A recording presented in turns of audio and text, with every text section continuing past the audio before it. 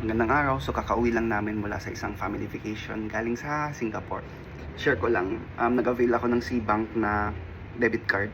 Sobrang tempting, makasalanan kasi ang bilis lang mag-tap ng mag-tap, lipad lang ng lipad ang pera. Pero ilang buwan naman din pinag-ipunan, so bakit ako magigilty? Ako din naman ang nagtrabaho, ako din naman naghirap, pera ko naman to.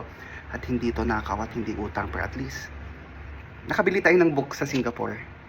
So una tayo pumunta sa Books Kinokuniya.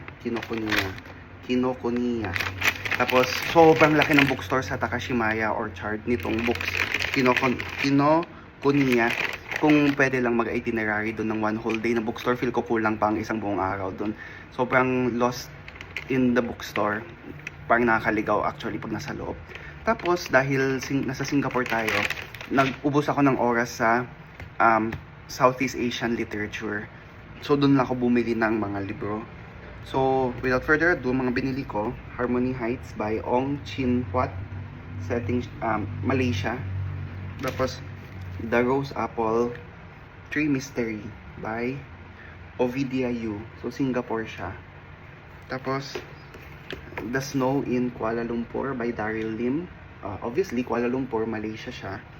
And ito, pina-follow ko to sa SOCMED. So finally, nakabili na rin ako. The Woke Salaryman, Crash Course on Capitalism and Money. So as much as possible, hindi ako international books na Western. So para lang gusto ko lang mag-explore ng ibang Southeast Asian literature. Hindi kasama si Woke Salaryman.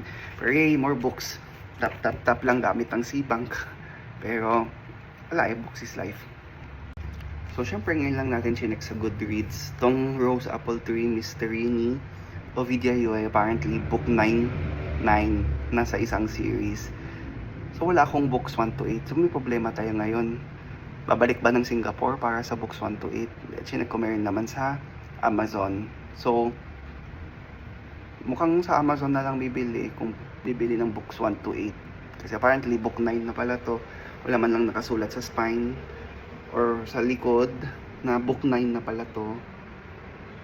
But anyway, nakabili na eh. Ito ang kanyang books 1 to 8. Hindi ko naman alam na series pala siya. Oh well, papel.